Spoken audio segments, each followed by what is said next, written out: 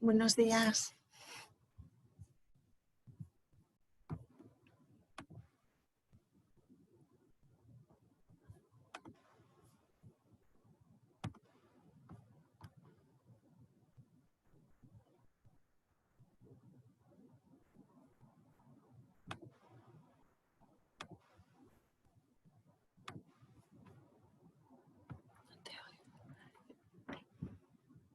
¿Tienes el micro silenciado?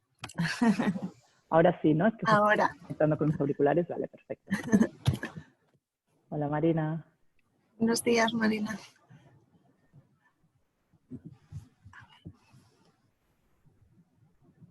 Ah, no te oímos tampoco. Ahora. Ahora ¿Sí? sí, ahora sí. Ahora sí. Perfecto. Ahora perfecto. Me he venido al lugar baby free. ¿Estás en la oficina o dónde estás? Sí, estoy en la Pues, oficina. Sí, aquí con chulo. todo el...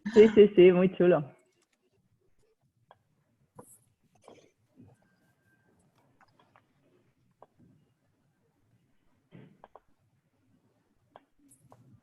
A ver, voy a probar un momentito de compartir, solo para ver que todo bien. Sí.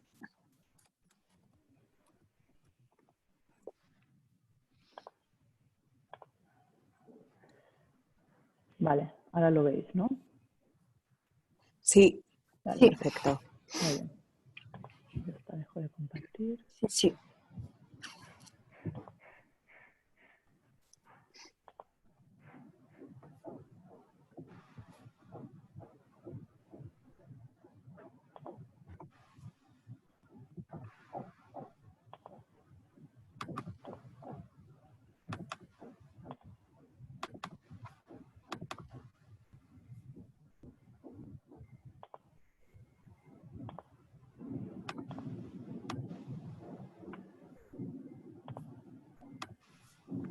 Oye, una pregunta. ¿Se pueden ver las preguntas mientras? Sí, ¿no? Sí. Mientras... ¿Cómo? A ver. Es que la verdad que yo como uso Teams, no me... Así, ¿no? Se abre una ventana. Sí. Sí, que se pueden ir Si viendo vas las a preguntas sí. mientras... Sí, perfecto. Si vas a preguntas y respuestas, ahí lo ves.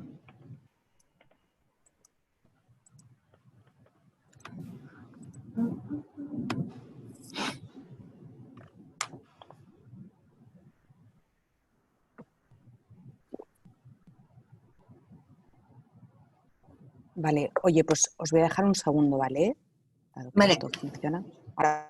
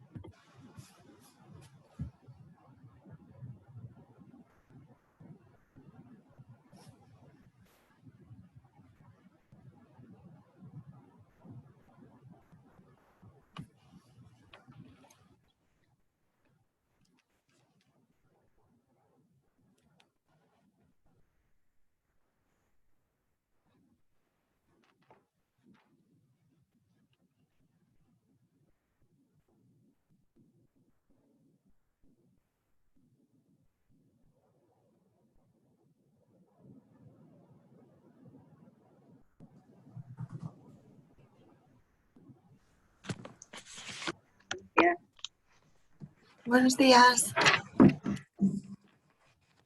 Gloria, una pregunta. ¿Me estás viendo a mí o estás viendo lo que estoy compartiendo?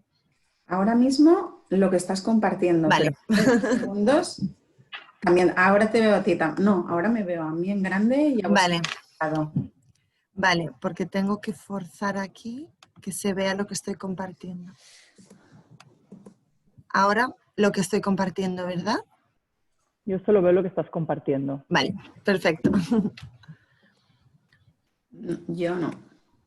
Ahora. ¿No? Es que depende en qué El no te dispositivo. metas, porque, o sea, en el panelito este que sale al lado, tienes diferentes modalidades de vista. Unas que pone mostrar vídeo pequeño del hablante en activo, una que pone Vale, vale. intercanviar vale. pantalla compartida. Ah, sí? On ho veus, això? Jo no lo puedo ver. A ver opciones. Ah, vale, vale. ¿Veus? Sí, sí, sí. Sí. Sí, sí, sí. Vale, ya lo veo. Entonces yo estaba en uno que me veía a mí en grande y a vosotras en pequeño y lo que compartías también en pequeño, pero Claro. tenéis que ir al que está más a la derecha, en el que pone intercambiar pantalla compartida con vídeo. Y entonces ahí se ve perfecto porque se ve lo que tú compartes en grande y a nosotros 4 en pequeño al lado.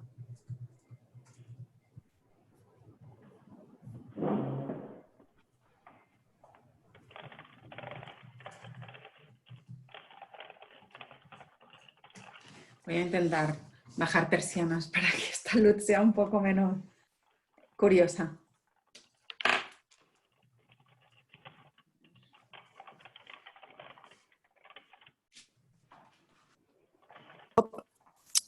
Ahora.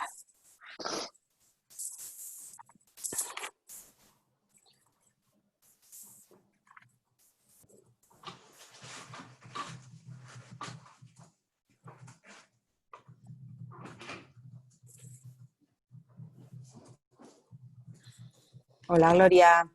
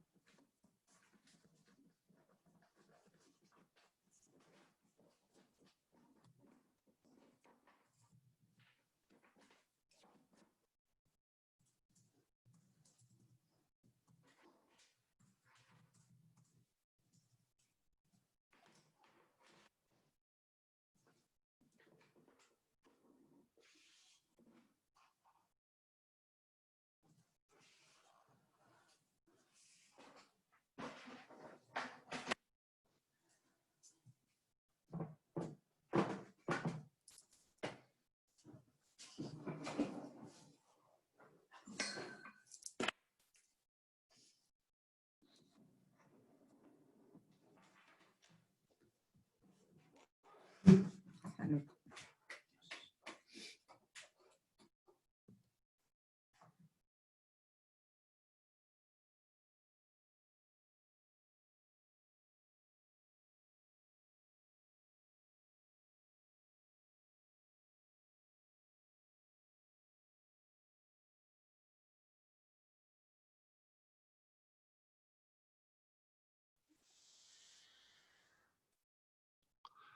Hola, buenos días.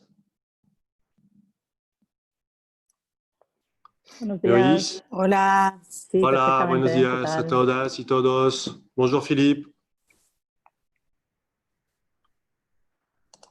¿Me oyes bien? Ahora sí, que Sí, no está conectado. Entonces, ahora sí, buenos días y gracias por estar con nosotros.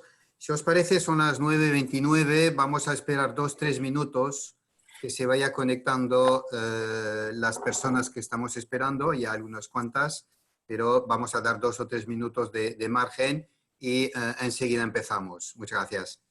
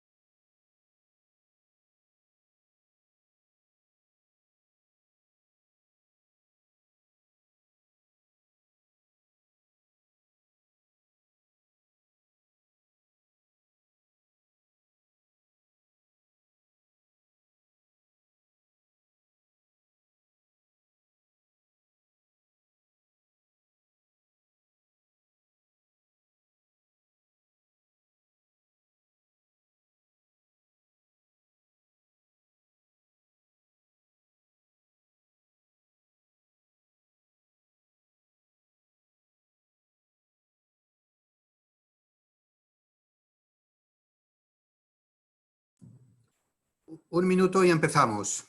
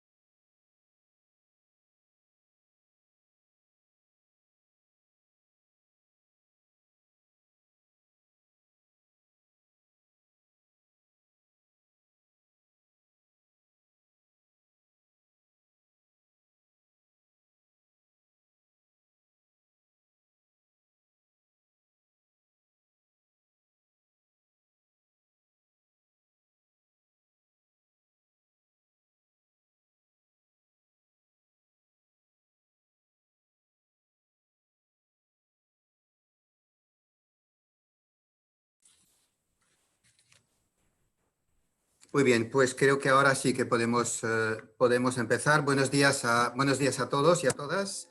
Bienvenidos a nuestra sección de hoy, organizada en colaboración con Bové y Montero, asociados, que es miembro del comité de patronage de nuestra Cámara, y donde hablaremos sobre la sostenibilidad y la RCC, una obligación para las empresas. La transparencia en las organizaciones es una realidad que viene impulsada por los valores de las propias empresas, pero al día de hoy es mucho más. Es una obligación que ha marcado la Unión Europea. A través de una directiva se obliga a ciertas empresas a presentar información no financiera que tiene como objetivo resumir las políticas que aplican las empresas sobre RCC. Francia es uno de los países pioneros en Europa en la regulación de esta ley. Pero la normativa española es todavía más exigente, como ahora veremos en detalle. Mónica Bové, consultora de Bové Montero Asociado, que saludo, nos hablará sobre esta importante ley y cuáles son los puntos clave que deben tener en cuenta las empresas. Tras su intervención, se iniciará una mesa redonda donde tenemos la suerte de contar con dos miembros destacados de la Cámara. Primero, el grupo Pierre Fabre, que está representado por David Turulli, director general de Medical Care, y Vicky Beria, representada por Marina Pascual, Marketing Manager. También participará en esta mesa redonda Gloria Carreras, directora de Responsabilidad Social Corporativa, RCC, y Sostenibilidad del Grupo Volotea. Cuando finalice, esto sí que es importante, la mesa redonda, se dará paso a un turno de preguntas. Para este turno de preguntas, recordar que para formular vuestras preguntas solo tenéis que formularlas en preguntas y respuestas en la parte baja de vuestras pantallas. Intentaremos contestar a todas ellas. Por fin, antes de dar paso a Mónica Bové, me gustaría saludar a José María Bové, presidente del grupo, gran amigo de nuestra institución y que nos acompaña dentro de los asistentes. Mónica, tienes la palabra.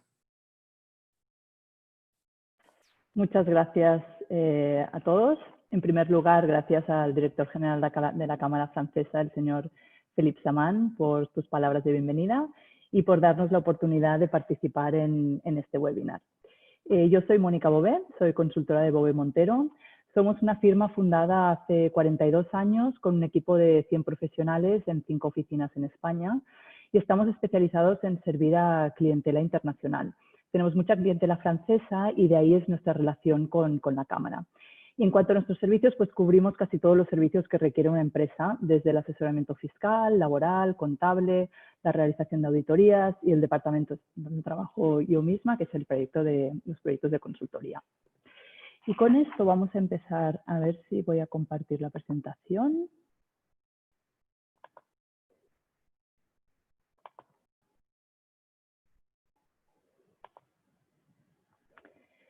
Vale, ¿me podéis confirmar que la veis todos bien? Perfecto. Correcto. Muy bien. Lo que vamos a hacer es, yo voy a empezar un poquito explicando la nueva obligación que hay en España, esta llamada Ley 11/2018, que es a la que aludía el señor Saman en la introducción, y luego pasaremos a la mesa redonda donde hablaremos con los distintos ponentes sobre las políticas de RCC que tienen implementadas en sus empresas. Para empezar, hablando sobre esta nueva ley, lo que sí que me gustaría es dar un poco de contexto para entender por qué o de dónde aparece esta ley. Entonces, cada vez más yo creo que la sociedad en general, nosotros mismos, somos conscientes de la cantidad de desecho que se genera, las limitaciones que tenemos en cuanto a los recursos naturales, el impacto que tiene la polución en el medio ambiente. Y también hay cada vez más conciencia que las empresas, además cuanto más grandes, pues más impacto pueden tener en el medio ambiente. Y al final no es solo la actividad de la empresa, sino la actividad que tienen también pues, todos sus empleados, sus proveedores, los consumidores, etc. Todo esto al final está todo mucho más interconectado, ¿no? Y lo que estamos viendo es que cada vez más tanto consumidores como inversores, como la sociedad en general, está exigiendo a las empresas que sean más transparentes. Más transparentes en cuanto a la información financiera, pero también, sobre todo, y lo que nos interesa hoy, es la información no financiera, que cada vez se está viendo que hay más regulación detrás de lo que se tiene que compartir, lo que se quiere compartir con estas empresas. Entonces, en este contexto, hay una normativa, una directiva que apareció del Parlamento Europeo en el 2014 y básicamente obligaba a las empresas de cierto tamaño a divulgar o a compartir información sobre dos grandes grupos. Uno era los derechos humanos y la lucha contra la corrupción y el otro son los aspectos sociales y ambientales.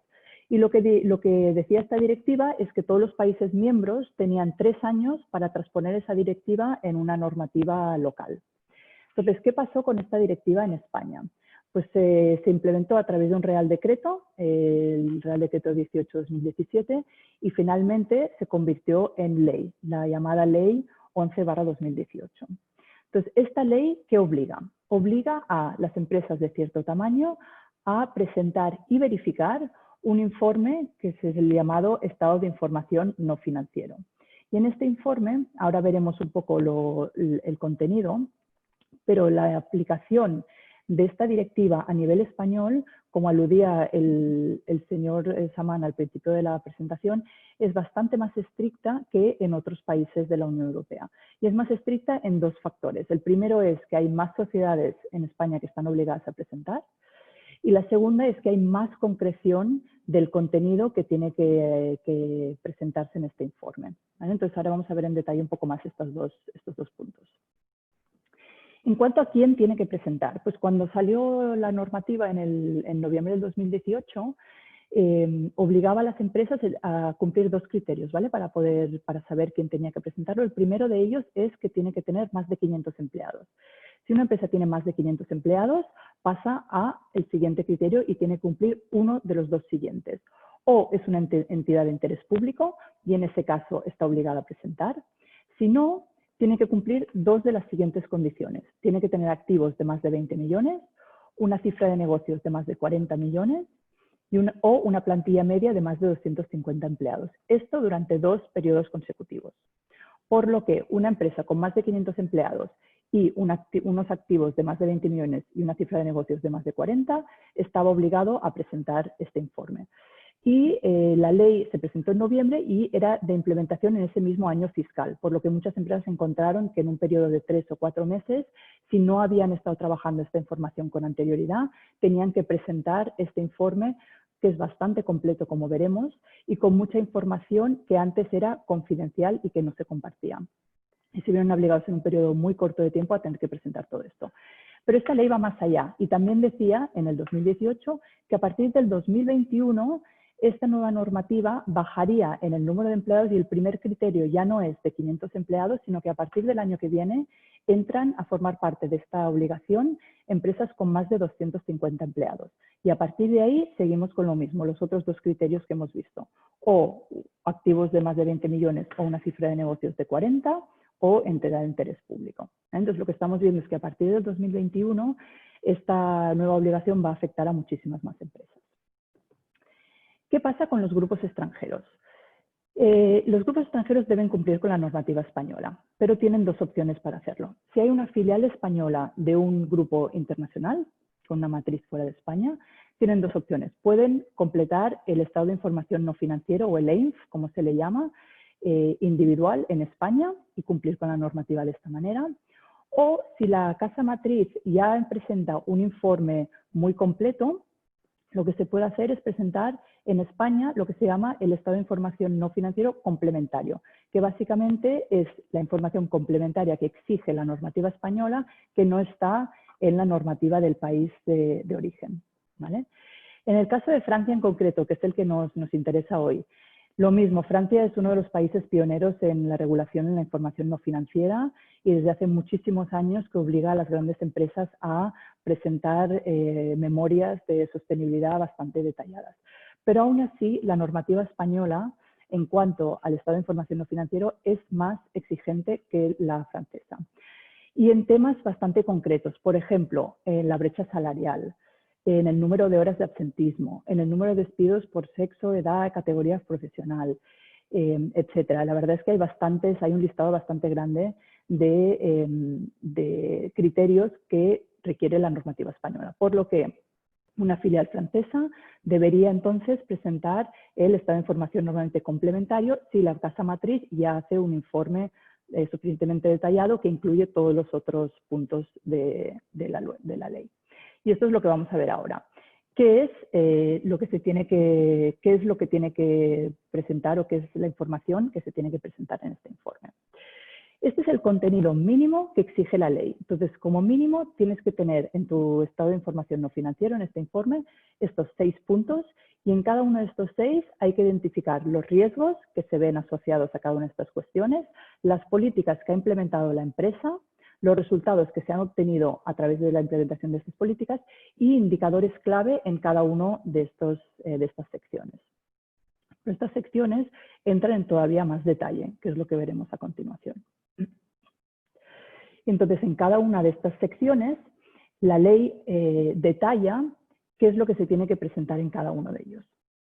Por ejemplo, no voy a ir en cada uno de estos, la presentación la tendréis después para mirarlo en más detalle, pero en el tema medioambiental, por ejemplo, en el tercer punto, que es el uso sostenible de recursos, esto también va mucho más allá y aquí nos pide detallar pues, cuál ha sido el consumo de agua, cuál ha sido el consumo energético, diferenciando entre el consumo energético normal y el de que proviene de energías renovables, etcétera. Y en la parte de sociales y relativas al personal, el primer punto es empleo, pero ese empleo luego se desglosa y allí hay que tener en cuenta pues, todo lo que es la brecha salarial, hay que desglosar los salarios por categoría profesional, por sexo, etcétera. Hay que desglosar el salario de los directivos de las empresas, también por sexo. Hay muchísima información con mucho detalle que hay que presentar. Y como hemos dicho anteriormente, mucha de esta información antes era confidencial para las empresas. O sea que es un gran cambio el tener que hacer esto público. Otro punto muy importante sobre todo este contenido es que hay que tener unos indicadores clave en cada uno de ellos. Y estos indicadores clave lo que pretenden es poder comparar entre una firma y otra o un informe y otro cómo están evolucionando esos indicadores, esos KPIs. La ley nos dice que estos KPIs se tienen que calcular a través de unos estándares internacionales. Los que se están usando en la mayoría de los informes hoy en día son los GRI, pero si la empresa ya está usando para sus memorias de sostenibilidad cualquier otro estándar internacional, como puede ser los Objetivos de Desarrollo Sostenible de la ONU, etcétera, eso está permitido también, no hay problema. En cuanto a las principales fases más o menos de la elaboración, aquí voy a tocar un poco en las que creo que son más importantes. La primera de todas es el diagnóstico. Esta es crucial, sobre todo el primer año que se elabora este informe. ¿Por qué? Porque lo que hay que ver es nuestra empresa cómo está en función de lo que requiere la ley. ¿Qué políticas ya tenemos implementadas? ¿Cuáles no? ¿Qué KPIs estamos calculando? ¿Cuáles no? Y hacer un poco un diagnóstico de el dónde estamos en comparación con lo que nos está pidiendo la ley. El segundo paso es el cálculo de la materialidad. Y este paso es básicamente la piedra angular o la base del informe. El análisis de materialidad lo que te está pidiendo es definir claramente cuáles son tus grupos de interés. Y como grupos de interés nos referimos a los stakeholders, que pueden ser pues, nuestros clientes, los accionistas, los consumidores, los proveedores, etcétera. Tenemos que establecer para todos estos grupos de interés cuáles son las cuestiones más relevantes que tienen basados en la actividad de nuestra empresa. ¿Cuáles son las cuestiones que nosotros llamamos materiales, básicamente las relevantes para estos grupos de interés? Y además, cómo estamos comunicándonos con estos grupos de interés para asegurarnos que estamos respondiendo a esas cuestiones que son relevantes para ellos. Básicamente aquí lo que hay que hacer es un listado de todas esas cuestiones relevantes, que son las materiales, y son las que luego se van a ampliar en el informe. Entonces aquí mucha gente nos dice, pero esto es un poco incongruente porque ya nos has explicado anteriormente cuáles son las cuestiones que tenían que aparecer en el informe por la ley y ahora nos están diciendo que además tenemos que hacer un listado y que estas son las cuestiones que se van a tocar en el informe. Y digo, sí, las dos son correctos. La base del informe va a ser el análisis de materialidad y a partir de ahí se van a desarrollar las cuestiones materiales para la empresa. Pero siempre hay que hacer una referencia con lo que nos está pidiendo la ley. Si hay cuestiones que han aparecido en nuestro análisis de materialidad que no están en la ley, perfecto. La ley es solo el contenido mínimo. Ahora, si hay cosas que nos pide la ley y que nosotros no han aparecido en nuestro análisis de materialidad, no pasa nada, pero la ley nos obliga a hacer mención y simplemente hay que poner el título del apartado y simplemente decir que a través del análisis de materialidad esta cuestión no ha salido como relevante para nuestro grupo de interés, ¿vale? Eso sería la base del informe. Ya tenemos un poco todas las cuestiones que vamos a tener que desarrollar. Pasamos a definir cuál será nuestra estrategia, sobre todo a nivel de lo que queremos presentar como empresa. ¿Qué historia queremos contar? Porque todos estos datos, toda esta información al final van a contar una historia. Entonces, ¿qué políticas queremos desarrollar que quizá no tenemos desarrolladas? ¿Qué indicadores queremos presentar o queremos ir mejorando a través del tiempo? Eso es un poco establecer a nivel de empresa qué estrategia queremos seguir en la elaboración y en la elaboración de la publicación de este informe. Luego ya pasamos un poco a la elaboración, que es básicamente recoger todos los datos y hacer el informe. Y luego pasamos a un punto muy importante y que también se diferencia bastante de otros países de la Unión Europea en cuanto a la directiva que se presentó a nivel europeo, y es que este informe tiene que estar verificado. La ley pide que haya un experto independiente que verifique este informe. Esto normalmente estamos viendo que lo están haciendo los auditores en la mayoría de los casos, pero la ley no lo está determinando así en este momento. Simplemente pide que sea un experto independiente, pero sí que pide esta verificación. Y finalmente, otro punto también a destacar es la publicación. Este informe tiene que estar publicado en la página web de la empresa durante 5 años y accesible a todo el mundo. ¿De acuerdo? Esta diapositiva la voy a pasar muy rápido, pero lo que sí que es interesante ver aquí es el paralelismo que hay entre la elaboración de las cuentas anuales y la elaboración del estado de información no financiero. Y como veis es un proceso muy paralelo. ¿Esto qué quiere decir? Que cada vez se está dando más importancia a la presentación de esta información no financiera. De hecho, cada vez es un procedimiento más parecido al de las cuentas anuales. Y puede ser que en un futuro no tan lejano lo que se acabe obligando es un informe integrado, que ya existen hoy en día, pero puede ser que en unos años pues acabe siendo esta normativa, básicamente un informe que englobe tanto la parte financiera como la no financiera. Ahora mismo, simplemente para que lo tengáis en cuenta y si este procedimiento lo tenéis que hacer en vuestras empresas, que sepáis que es un proceso muy parecido al de las cuentas anuales en cuanto a tiempos, personas implicadas, etcétera. La única diferencia, sobre todo al final, como hemos visto, es que el estado de información no financiero se tiene que publicar en la página web. Y con esto termino un poco mi introducción a esta normativa. Es una normativa, por lo tanto, se tiene que cumplir, pero también quería destacar los beneficios que puede aportar elaborar este documento para las empresas. El primero de todo, es un ejercicio de autoevaluación. O sea, al final lo que estás haciendo es una visión casi 360 de todas las áreas de tu empresa. Y lo que permite es detectar oportunidades de mejora, dónde puedes mejorar en las áreas no financieras y en lo que es relevante para nuestros grupos de interés. Segundo punto es la reputación y la confianza. Al ser un documento verificado externamente, garantiza mucho más la fiabilidad de los datos. Hasta ahora la mayoría de las memorias RSC que se publicaban eran un poco a criterio de cada empresa, por lo que hay un poco de... bueno, a veces se podría decir que era más una herramienta quizá de marketing o de comunicación, pero bueno, el elemento ahora que tenemos de la verificación, la verdad es que lo hace un documento bastante más fiable. No sé si serio es la palabra, pero sí que tiene más garantías, ¿no? De que todos los cálculos, sobre todo los indicadores que se están usando y calculando, se están calculando de una manera correcta y igual que el resto de las otras empresas. El siguiente punto es que puede llegar a traer financiación. Cada vez es más importante y cada vez los inversores valoran más criterios de sostenibilidad en las empresas. Y nosotros en nuestros clientes estamos viendo los que reciben subvenciones a nivel europeo, que se está pidiendo a nivel europeo que tengan estos documentos verificados, ¿vale? para llegar a estas subvenciones. Y luego mejorar la comunicación con los grupos de interés. Lo hemos visto antes que la base del informe es tener unos canales de comunicación muy claros y sobre todo extendidos en el tiempo con esos grupos de interés, y nos ayudará a mejorar y a entender qué es lo que quieren nuestros stakeholders y poder ofrecerles eso. Y finalmente, todo esto en conjunto lo que hace muchas veces es ofrecer una ventaja competitiva de una empresa que está presentando este informe versus una que no lo está haciendo. Vale, y allí termino un poco mi presentación. Entraremos entonces ahora en la mesa redonda.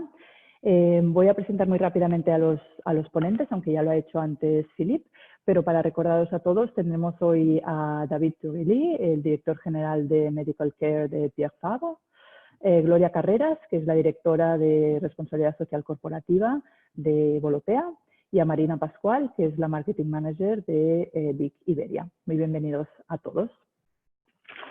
Y para empezar, lo que me gustaría es leeros directamente la definición de lo que es la responsabilidad social corporativa, también para que todos tengamos una misma idea, ¿no?, de qué es lo que estamos hablando.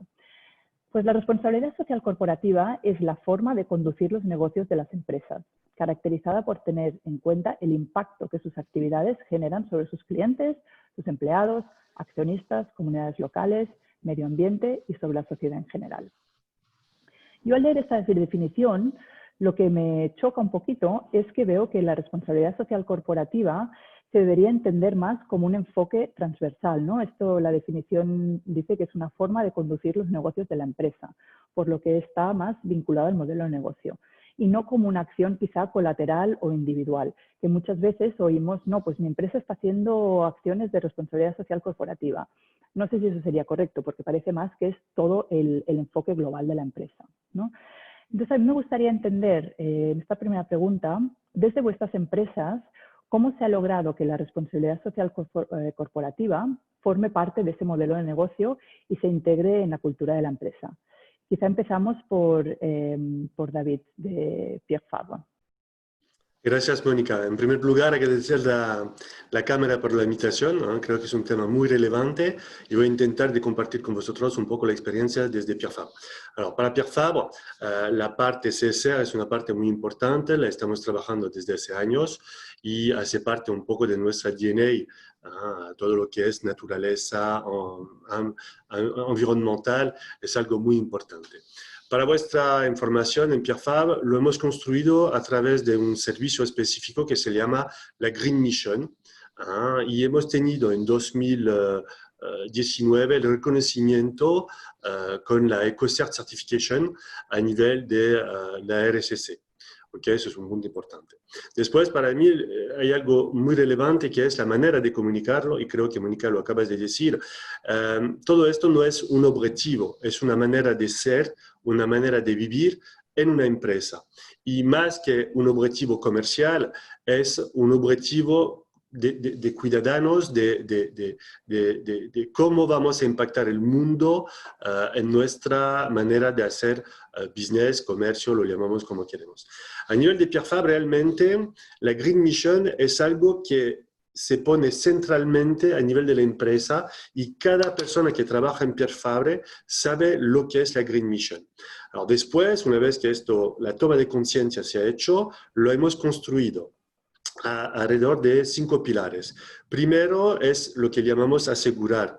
Asegurar como con la estructura de la compañía, porque tenéis que saber que Pierre Fabre pertenece a una fundación de utilidad pública, y es decir que al final nuestro trabajo genera apoyo a las poblaciones con pocos recursos. No trabajamos para la bolsa o no trabajamos para grandes multinacionales que tienen que dar dinero a los accionistas, aunque no esté mal, ¿no? Pero a nuestro nivel es el concepto de nuestro dueño, ha querido hacerlo de esta manera. Después hay el tema del respeto. Respeto de nuestros proveedores, de nuestros socios, incluido agricultores.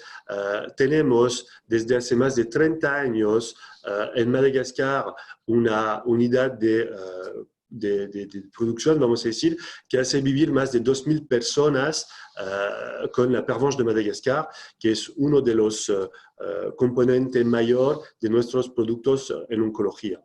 Entonces, todo esto intentamos ayudar a las poblaciones a trabajar con programas de acceso a la atención primaria, programas de sensibilización, disease awareness, por ejemplo, en las patologías de dermatología. Y esto hace parte de la bullet point que se llama respecto. Después hay la parte innovación. Nuestra cultura y nuestro ámbito de industria farmacéutica nos obliga a innovar y siempre innovamos pensando en los pacientes, en mejorar la vida de los pacientes, pero también en nuestra innovación tomamos en cuenta toda la parte CSA. ¿Cómo lo hacemos? Para vuestra información, 70% de nuestra cifra de negocio está hecho con productos naturales, de los cuales 40% derivan de plantas. Es decir, que realmente todo esto está incluido en nuestra razón de ser. ¿Okay? Además, el grupo desarrolla cada año entre 5 y 10 nuevos extractos y la mayoría están hechos en extracción química verde. Lo que significa, de hecho, hemos recibido en 2019 un reconocimiento por parte de la industria farmacéutica con el Green Native Expression, que permite extraer los activos vegetales sin disolvantes ni agua. Esto siempre estamos buscando mejora a nivel de innovación. Después hay el tema de proteger. Tenemos, por ejemplo, os doy algunos ejemplos. El Conservatoire Botanique en Francia, que es un lugar donde protegemos y trabajamos para la preservación de casi 1000 especies vegetales y estamos trabajando en Madagascar con 200 hectáreas para proteger la biodiversidad de esta región. Además, hacemos la promoción de la cultura ecológica. Nosotros, a nivel Pierre Fabre, cultivamos más de 200 hectáreas de agricultura ecológica en interno. Además, hay muchos proyectos, la economía circular, es decir, que podemos, cuando producimos a nivel de la planta industrial en Soal, nuestra planta industrial más grande, mediante residuos vegetales, lo que nos permite hacer con los residuos vegetales, producir unos de nuestros productos mayores en oncología y neurología. Entonces, y por último, es el compromiso, creo que Mónica lo comentó, compromiso de los equipos, compromiso de los pacientes, clientes, los healthcare professionals también. Es decir, que en toda nuestra comunicación, más interna por el momento que externa, queremos sensibilizar a nuestros colaboradores en lo que es nuestra Green Mission, lo que es nuestra razón de ser, lo que llamamos nuestro purpose, para que todos tengamos en nuestro día a día los mecanismos de pensar cómo puedo limitar mi impacto y mejorar mi aportación al environnement, al ámbito, al mundo, vamos a decir. Es un poco conceptual, pero para daros ejemplos, hace poco tiempo hemos hecho obras en las oficinas y hemos pensado en todos los puntos cómo podemos ser eco. Por ejemplo, limitando las botellas de agua, tenemos fuente de agua, consumo de electricidad, en la elección de nuestros proveedores para los muebles, buscando compañías locales que trabajan con proveedores locales y muchas otras cosas. Tenemos un centro de distribución, es lo mismo, al lugar de poner plástico en los bultos, ahora ponemos papel reciclaje que se puede reciclar. Entonces, es un concepto realmente de empresa que estamos trabajando desde interno hasta afuera. Y creo que después podremos hablar un poco más de cuál es el impacto con nuestros clientes y con el mundo exterior de Pierre Fabre. Perfecto. Muchísimas gracias, David. Y yo creo que todos los asistentes estamos viendo que la verdad que vosotros sí que vivís, ¿no?, lo que es la responsabilidad social corporativa en la empresa. Un ejemplo, yo creo, a seguir. Yo creo que, no sé si Marina nos puedes dar también un poco cómo lo estáis viviendo, cómo vivís la responsabilidad social corporativa en Wikiberia. Sí, pues bueno, me gustaría empezar a contaros una anécdota, que es que, bueno, llevamos, por ejemplo, 10 años haciendo un programa de reciclado de productos de escritura. Y pues en estos 10 años ha habido momentos en que nos hemos planteado si este programa era una buena inversión, si era una buena elección.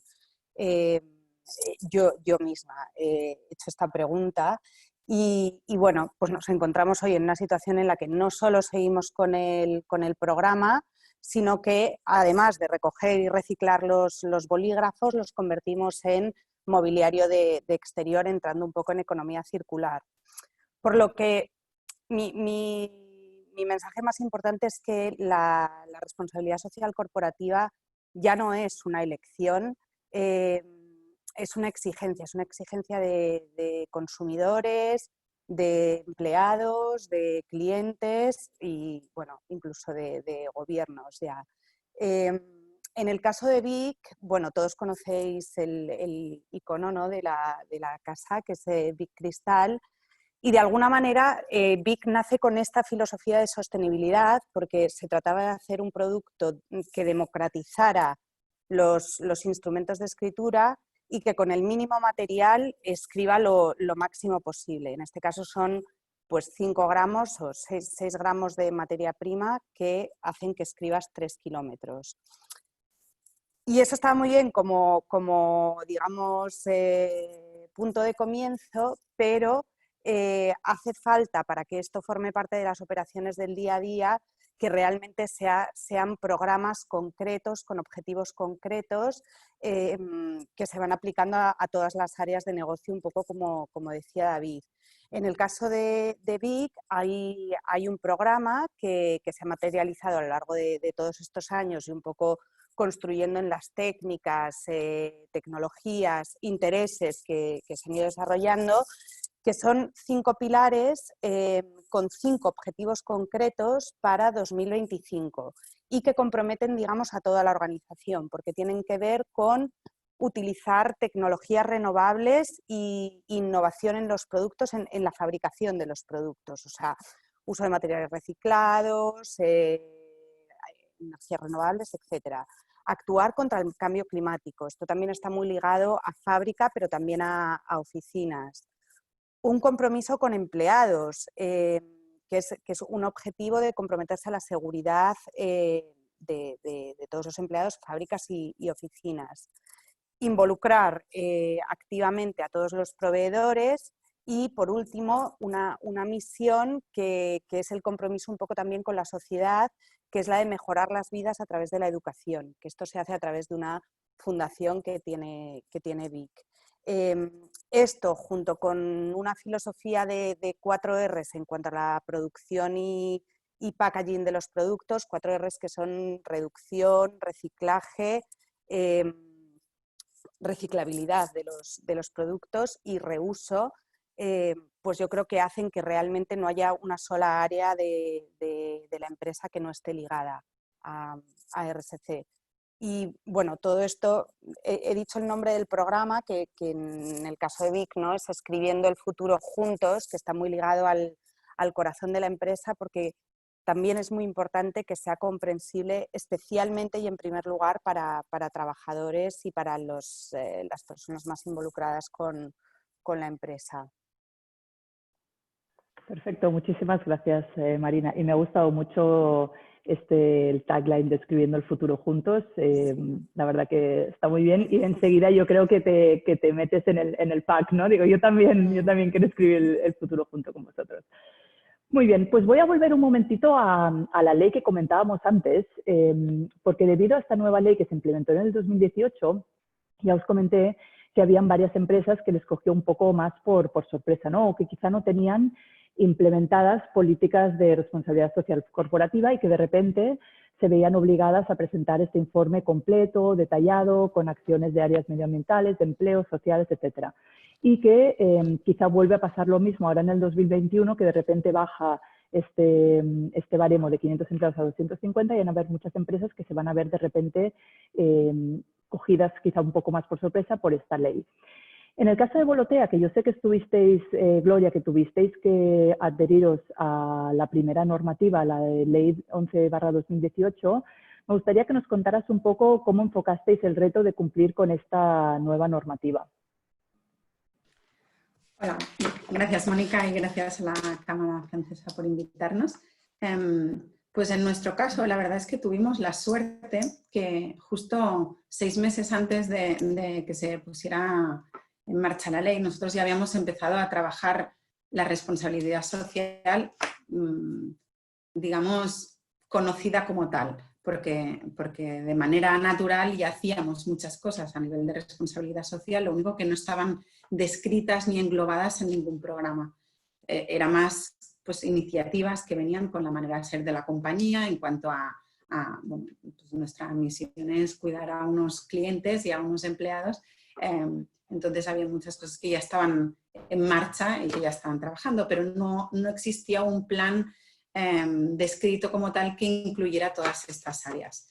Entonces, en este sentido, pues justo hacía nada esto, 6 meses que yo me había pues reenfocado, había pasado de ser la responsable de marketing de la compañía a coger esta nueva área para nosotros para intentar homogeneizar o dar una línea de continuidad a todas estas iniciativas que se estaban haciendo de forma natural.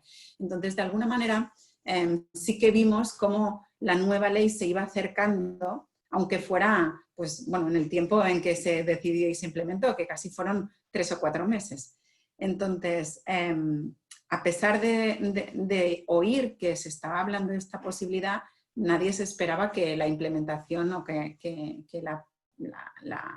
se tuviera que cumplir o sea, que fueran a ponerlo de noviembre para el año siguiente. Era como un tiempo muy corto para poderte preparar en entender qué te estaba pidiendo la ley, qué exigía el informe y cómo necesitabas tener la información preparada. Entonces, en ese sentido, sí que lo que comentaba sí que nos pilló un poco con tiempo justo, porque bueno, la complejidad más importante es que te pide mucha información y explicada de una manera con un detalle bueno, sobre todo con un detalle que puede ser que tú no estés clasificando la información hasta tal nivel. Por ejemplo, el tema del absentismo que has comentado al principio, pues te pide una división de razones de absentismo que tú quizás solo las tienes clasificadas por si es por enfermedad o es por otras causas o es por accidente. Y bueno, y como este ejemplo, pues muchos otros que hay que leer bien la ley, hay que entender bien cómo necesitas presentar la información y en muchos casos adecuar tu información interna para poder responder a esta ley. Entonces, en nuestro caso, como al estar trabajando la parte de organización del plan, habíamos empezado a colaborar con expertos en responsabilidad social y pues ellos fueron los que nos acompañaron en lo que era entender la ley y entender el tipo de información, dónde buscarla a veces en la compañía, porque esta es otra, que tú como responsable de responsabilidad social puedes tener controlados algunas iniciativas, algunos departamentos, pero es que esta ley te pide pues desde la parte de ingeniería más concreta hasta la parte de recursos humanos. Entonces, es un trabajo de transversalidad que a veces tienes que detectar hasta dónde está esa información, cómo conseguirla. Entonces, pues muy relevante el apoyo que hemos tenido externo, tanto por el lado de acompañamiento en la construcción de la memoria, como después encontrar unos auditores con quien puedas colaborar y quienes te van haciendo el challenge, ¿no?, de la información que a lo mejor no está recogida y te explican por qué sí la necesitas incluir y cómo, o por qué la que tú tienes ya está bien, pero necesitas acabarle de dar una pequeña vuelta para que esté bien verbalizada como pide la ley. Perfecto, muchísimas gracias por tu experiencia más directa, ¿no?, con esta nueva normativa. El título de este webinar es La sostenibilidad y la responsabilidad social corporativa, una obligación para las empresas. Y ya hemos comentado que la responsabilidad social corporativa se debe considerar más como una filosofía que rige o que guía un poco todo lo que hace la empresa, ¿no? Y hemos visto los ejemplos de Pierre Fabre y de Vic Iberia. Pero yo creo que la realidad es que hay muchas empresas todavía hoy en día que no tienen esta faceta tan desarrollada y quizá todavía más en el mercado español donde nos encontramos. Y siguen mucho más focalizadas en lo que serían los resultados puramente financieros y todavía se excluye o no se mira con tanta seriedad, ¿no? O con tanto detalle lo no financiero. Y en este contexto me gustaría hacer una pregunta distinta a cada uno de vosotros. Empezaré contigo, David. En tu posición de director general, ¿qué relevancia o qué importancia ves o crees que tiene la información no financiera en la economía actual? No, es una muy buena pregunta. Yo creo que este informe es muy importante para poder compararse y para poder medir también los esfuerzos que hacemos de manera estructurada. Todo el tema de todo el contenido que hay en este informe no es algo que tenemos que hacer por este informe, es algo que tenemos que vivir desde dentro de la compañía. Y después veremos, porque es un elemento fundamental, es una expectativa de los consumidores a la fecha de hoy, es decir, que los consumidores pueden comprar productos no por el producto, sino por el concepto medioambiental de la compañía. Voy a comprar algo porque creo que esta compañía está haciendo las cosas bien para mejorar la calidad de vida de los ciudadanos. Entonces, para mí hay dos partes. Hay la parte informe que permite tener algunos KPI que se pueden comentar internamente para valorar un poco el trabajo hecho, y después habrá una comunicación externa. Tengo que decir que por el momento a nivel de Pierre Fabre queremos asegurarnos que internamente nuestros colaboradores sean conscientes de lo que significa nuestro impacto CSR, nuestra Green Mission. ¿Okay? Es decir, que lo que hemos intentado buscar es un porqué, un purpose, y quizás lo tenéis todos en vuestras compañías. Hoy en día es muy de moda o tendencia tener un purpose, que es un poco el porqué de esta compañía. Entonces, esto va relacionado con este informe, porque el informe es la consecuencia, vamos a decir, o el punto de partida para mejorar toda esta parte. Yo quiero solamente decir que a nivel business, todavía no queremos en Pierre Fabre sobrevalorar este informe, porque creemos que realmente, antes de todo, tenemos que vivirlo a nivel de la compañía, convencer y embarcar, no sé si se dice en español, pero que la gente suba en el tren de este concepto, de esta cultura de empresa. Creo que la palabra cultura de empresas es muy importante. Es además algo que miramos ahora en nuestros reclutamientos, si estamos alineados en la visión del por qué tenemos que vender productos para mejorar la calidad de vida de los pacientes, porque tenemos que vender productos para cuidar de la piel de los consumidores. Y entonces, realmente, para mí, para acabar con este tema, es un informe que permite medir, seguir, pero además permite mostrar internamente lo que estamos haciendo de manera racional. Entonces, es muy importante poder tenerlo, trabajar en él y mejorarlo cada año, porque al final no hay que pararse en el informe. Hay muchas otras cosas que se pueden hacer y es una buena manera de empezar para poder ver un punto de partida y después desarrollar internamente estrategia, comunicación y seguimiento de las acciones que se toman. Perfecto, muchísimas gracias. Y sí, estoy de acuerdo, y un punto bastante importante que quizá no hemos hecho tanto en la presentación es que esta es una obligación que se tiene que hacer año tras año. Entonces, no es simplemente una cosa que haces en un año, haces el informe y te olvidas, sino que se tiene que ir presentando año tras año, y todos estos KPIs que se han ido presentando sobre pues, la contaminación que estés generando, la distribución de salarios, etcétera, hay comparativas, la ley te obliga a poner la comparativa con el año anterior, por lo que es muy importante también ir trabajando en todo eso internamente, como bien dice David, e ir mejorándolo a nivel interno para luego poder presentarlo también mejor externamente. Y un poco sobre la contestación de David, le quería preguntar a Gloria un poco este mismo concepto. Ahora que esto es una obligación, ¿tú crees que esta nueva obligación puede ayudar a generar conciencia sobre la importancia que tiene incorporar la responsabilidad social corporativa en la empresa?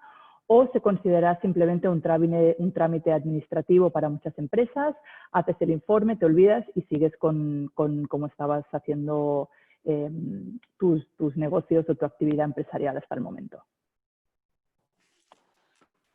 Pues desde mi experiencia es muy posible que para las empresas que lo hacen por primera vez se convierta en un trámite necesario para hacer, porque a no ser que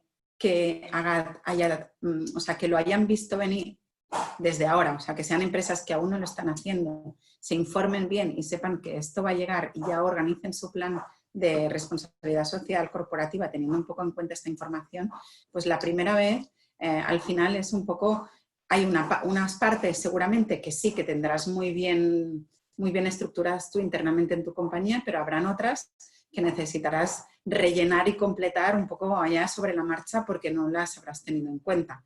Entonces, sí que es posible que para algunas empresas lo vean como una obligación y sobre todo también desde el punto de vista de quién lo tiene que preparar y cómo. Si no hay un departamento definido o un responsable que ya toque estos temas de forma transversal, puede ser que le acabe cayendo un poco así de, a ver, ¿esto quién lo va a hacer? Y le toca a alguien, pues un poco de sorpresa que no ha estado relacionado con estos temas o porque está en recursos humanos o porque está en la parte financiera y hace el informe financiero y entonces pues para esa persona seguramente sí que no tendrá un significado más allá del trámite financiero. Otra razón que creo es que en las empresas que sí tienen ya un plan de RSC, un responsable, ese plan se ha construido en base a los pilares que vayan con el ADN de la compañía y que muchas veces no son todos los que incluye la RSC o no son todos los que incluye esta memoria. Y, por ejemplo, pues algunas empresas, por su manera de ser, pues se habrán centrado más en la parte de personas, otras empresas se habrán centrado más en la parte de recursos, otras empresas se habrán centrado más en la parte de medio ambiente, ¿no? Pero aquí, para mí, la gracia que tiene este informe es que te obliga a tratar algunos temas que tú de forma natural y por tu ADN quizá no has considerado dentro de tu estrategia de RSC. Y muchas veces pone en evidencia algunos puntos que quizá no son los más importantes ni los más gordos, porque estos sí que los tienes detectados y son los que ya trabajas y ya tienes iniciativas, pero son oportunidades en las que pues te das cuenta que o puedes tener allá una diferenciación o que puedes pues resolver una inquietud que tienen tus empleados y que hasta ahora no habías tocado.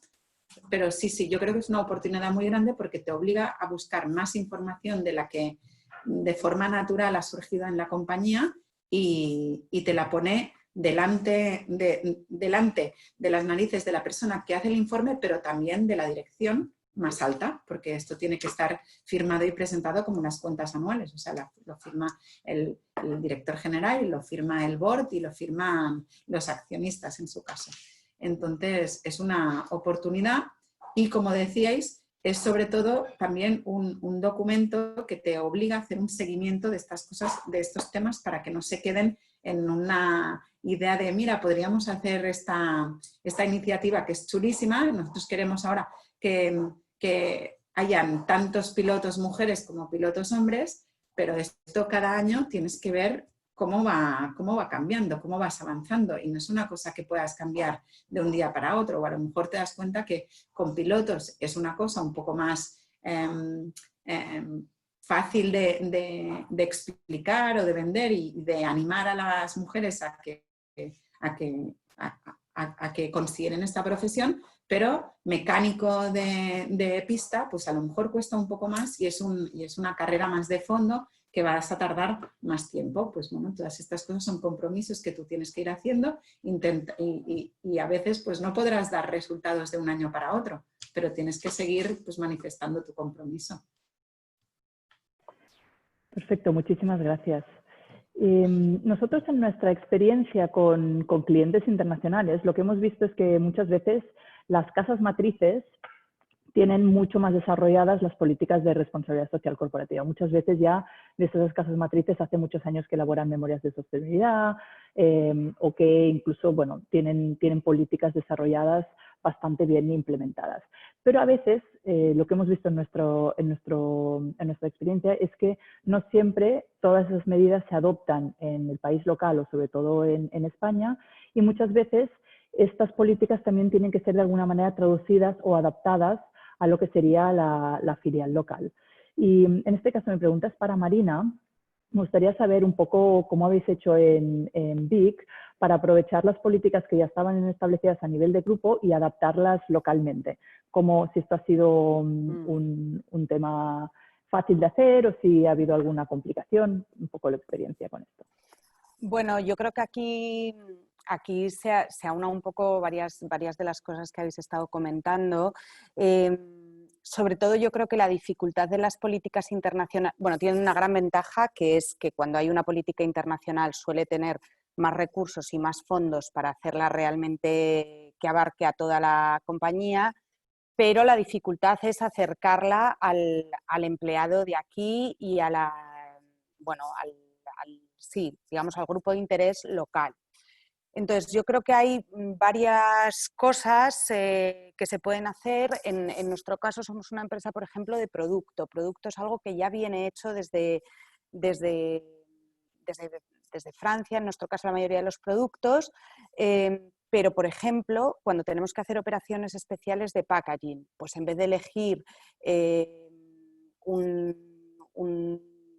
cualquier empresa, digamos, pues trabajamos desde hace muchos años con una empresa que emplea discapacitados y que nos ayudan a hacer packs especiales que vendemos localmente. Son decisiones en el día a día que hacen que esto repercuta en la sociedad local y que, involucra a los empleados aquí. Otro ejemplo, por ejemplo, es la Fundación para la Educación de Vic, que, de nuevo, pues es un ente lejano, puede estar lejos en un momento dado de los empleados de aquí. Lo que hacemos es que cada año salen unos proyectos que la Fundación financia. Lo que hacemos es que los empleados sean los que proponen proyectos a los que a lo mejor están vinculados o con los que tienen relación, y uno de ellos es el elegido para ser financiado durante un tiempo por la Fundación. Otro ejemplo es que durante una semana al año, que es la Global Education Week, todos los empleados de Vic Iberia hacemos un voluntariado dentro de las horas de trabajo y como que forma parte, de nuestra semana de trabajo, ligado el voluntariado a temas de educación. Y esto nos hace estar mucho más cercanos con todas estas políticas. Y luego, bueno, hay temas muy coyunturales. Todo el tema del COVID, por ejemplo, ha sido una oportunidad para... Bueno, en nuestro caso hemos hecho bastantes donaciones de material de escritura a hospitales porque hacía mucha falta en este momento, pero también se han tomado políticas con los empleados pues en cuanto al teletrabajo, flexibilidad para todo el tema de conciliación o, bueno, obviamente asegurar la salud y seguridad. Entonces yo creo que es un ejercicio de lecciones diarias, a veces pequeñas, para involucrar a todo el mundo y realmente tener repercusión en lo local. Totalmente. Muchísimas gracias, porque creo que los ejemplos además han sido muy, muy gráficos, ¿no? Que se puede entender muy bien a veces las políticas de grupo que quedan un poco más lejos, pero cómo se pueden implementar localmente. Muchísimas gracias. Sé que nos estamos quedando casi sin tiempo y me gustaría ver, sé que en el chat no hay preguntas, pero antes de seguir con la mesa redonda me gustaría parar un momentito para ver si hay alguna pregunta de alguno de los asistentes que podamos contestar, y si no, seguimos un poco con la mesa redonda. Doy un momentito a ver si hay alguna pregunta.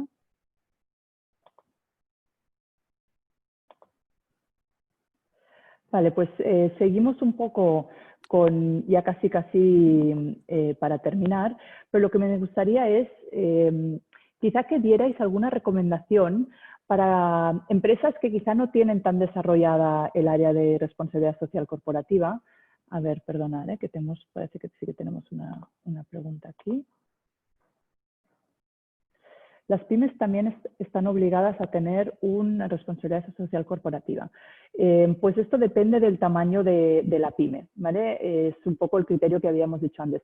A nivel voluntario, es pues totalmente voluntario. Por supuesto que una pyme, una fundación, quien quiera puede tener un plan de responsabilidad social corporativa. A nivel obligación legal, hasta el momento eran empresas con más de 500 empleados, a partir del 2021 bajará a 250 empleados. Entonces, una pyme que pudiera tener 250 empleados, pues sí que, y tuviera una facturación de más de 40 millones o unos activos de más de 20 millones, sí que se vería obligado a cumplir con esta nueva normativa a partir de 2021. ¿Vale? Depende sobre todo del número de empleados. Otra de las empresas, otra de las preguntas, si las empresas no cumplen, ¿tendrán sanciones? Esa es una buena pregunta. Pues a día de hoy no hay sanciones establecidas. Si no se presenta este informe, sí que el auditor, cuando revisa las cuentas anuales, tiene la obligación de poner una salvedad porque no hay este informe presentado. Entonces, en el informe de auditoría sí que habrá. Pero no hay hoy en día una sanción como tal. Entonces, simplemente el informe de auditoría tendría esta salvedad.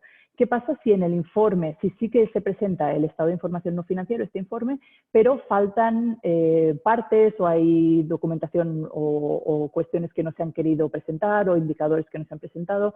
Para eso sirve un poco la verificación. Cuando va el auditor o el experto independiente a verificar, lo que él hace es comprobar que todos los apartados que requiere la ley están en ese documento y si no están, se tiene que informar. Y en el informe de verificación aparece pues, que la empresa ha cumplido con X% de los requerimientos, pero hay todos estos puntos que no ha publicado, que no ha hecho o que no ha revelado.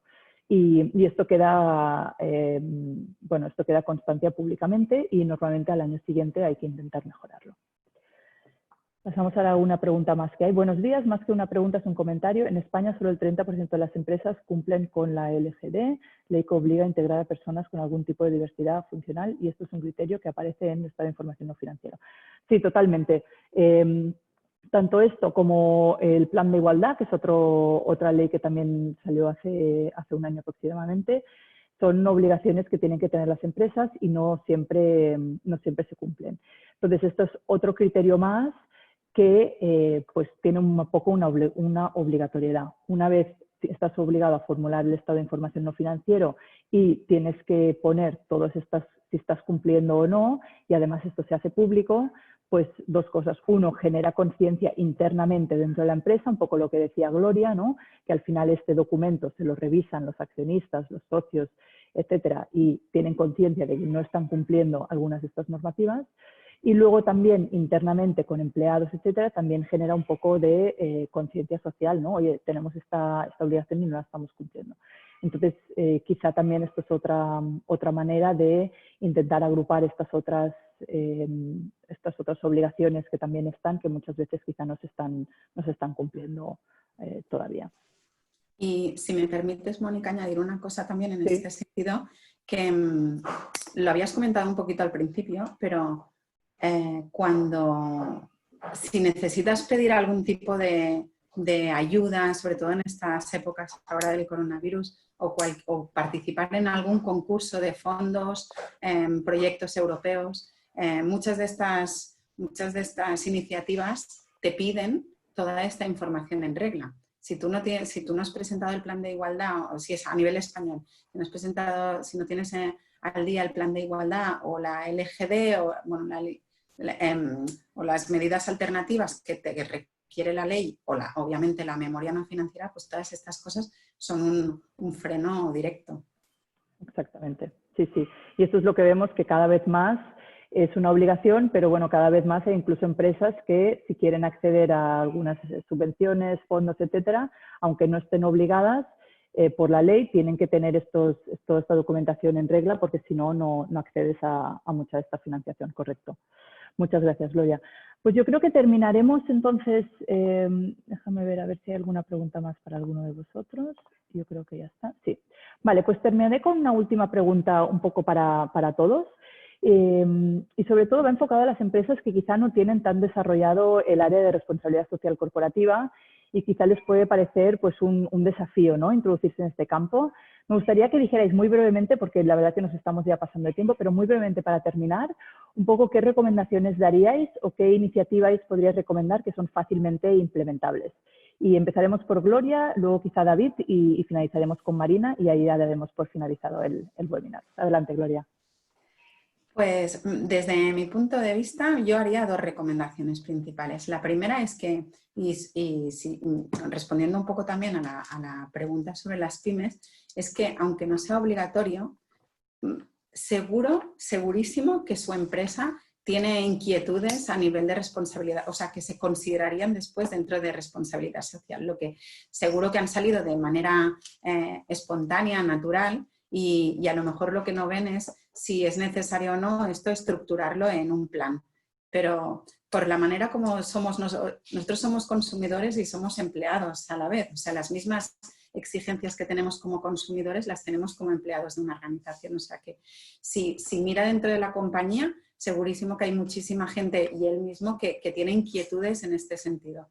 Entonces, mi recomendación es que sí vale la pena dedicar pues, un tiempo de reflexión y de comunicación interna, de hablar de estos temas para definir un poco cómo cuadra eso con sus objetivos de compañía y destacar los más importantes. Quizás sí, si no tienen la obligatoriedad de la ley, pues no hace falta ir uno por uno todos los detalles, porque hay muchos que sí que para mí son un poco más burocráticos quizá, pero tener una pequeña tabla de materialidad sencilla sobre qué es importante para ellos, para sus empleados, para sus clientes y sus proveedores, es reconfortante en el sentido de que te hace ir todos a una. Y después, la segunda recomendación es que no hay ninguna prisa en ver esto como una herramienta de marketing, que no sirve para comunicar. Al final, cuando tú hace 10 años que estás haciendo algunas cosas, o 20 años de las que estás muy orgullosos y has tenido unos resultados muy relevantes, quizás sí que puedes sacar pecho y comunicar. Bueno, esto es mi opinión personal, pero nosotros, por ejemplo, que somos una compañía con 7 años, aunque estemos haciendo cosas que a mí me parece que están muy bien, de momento consideramos que no tiene sentido comunicarlas, las hacemos porque son importantes para nuestros empleados y para nuestros clientes, ya las notan ellos en su uso del producto. No hace falta hacer una campaña o estarla ya comunicando, porque a veces puede tener consecuencias contraproducentes. Entonces, la RSC la tienes que hacer, o las iniciativas de RSC, porque RSC es muy amplio, las tienes que hacer porque te salen, porque es tu manera de ser, tu manera de trabajar. La parte de comunicación, dejarla para más adelante. Muchas gracias, Gloria. David, ¿nos das un poco tus recomendaciones? Ok, pero Gloria ha dicho muchas cosas y estoy totalmente alineado. Yo hay una palabra que quiero destacar, es razón de ser. No es un objetivo comercial, es realmente algo que permite a los colaboradores de tener orgullo de pertenencia a la compañía. Y esto se puede construir de manera muy sencilla, ya pensando en cuál es la razón de ser de nuestra compañía y después adoptando algunas medidas del día a día para que la gente se acostumbre a pensar de esta manera, incluirlo cuando buscamos proveedores, cuando buscamos interlocutores, un poco como lo habías comentado sobre el tema de las instituciones que piden un poco estos informes, pero yo creo que al día a día lo podemos implementar de la misma manera, buscando alimentar todo este circuito con nuestra razón de ser, realmente. Fantástico, muchas gracias. Marina, para terminar, ¿nos das un poco tu punto de vista? Sí, nada, yo muy brevemente estoy totalmente de acuerdo con lo que han dicho Gloria y David. Creo que no importa tanto si es desde el principio de los tiempos o si se empieza ahora, lo importante es que sea auténtico y que sea relevante para tus consumidores, para tus empleados y para toda la gente que interactúa con la empresa. Por eso el tema de fijarse tal vez pocas metas, pero claras, con un objetivo y que realmente tengan un impacto en el día a día y que de alguna manera fuercen a pensar bueno, de esta manera un poco responsable. Y para mí el otro punto es que en muchas de estas cuestiones, algunas pueden ser más simples, pero hay algunas un poco más complejas. Pienso, por ejemplo, en temas de reciclaje o tal vez algunos temas de producción o de empacado, buscar compañeros, socios que sean expertos en esto, porque además esos son puertas que se abren y que llevan a nuevos caminos y a nuevas acciones que se pueden tomar. Entonces, desde fundaciones que tengan que ver con el propósito de la empresa hasta empresas expertas en temas técnicos de reciclaje, por ejemplo. Fantástico. Pues creo que por desgracia, tenemos que terminar el webinar de hoy. Nos hemos pasado unos minutitos, pero yo antes de despedirme quería agradeceros sobre todo a David, a Marina y a Gloria vuestra participación en este webinar. Yo creo que ha sido muy interesante y agradecer también a todos los participantes vuestro tiempo. Espero que también haya sido de vuestro interés. Creo que lo he comentado al principio, pero os enviaremos la presentación también para que le tengáis de referencia y si tenéis cualquier duda, pues yo y los ponentes de hoy estamos a vuestra disposición. Muchísimas gracias y con esto ya lo paso al señor Philip para cerrar la sesión. Muchísimas gracias. Muchas gracias. Yo creo que lo has dicho todo. Para hacer corto, agradecer a todos los que han participado en este webinar. Muy interesante. Yo creo que convendría de aquí a unos meses volver a tratar el tema porque está claro que es un tema que solo está empezando en España, en Europa, lo cual justificaría que de aquí a antes del verano 2021 podamos volver a tratar el tema. Mónica, muchísimas gracias. Gracias a Marina, a Gloria y a David. Cuidaros mucho. Muchas gracias a todos. Muchísimas gracias.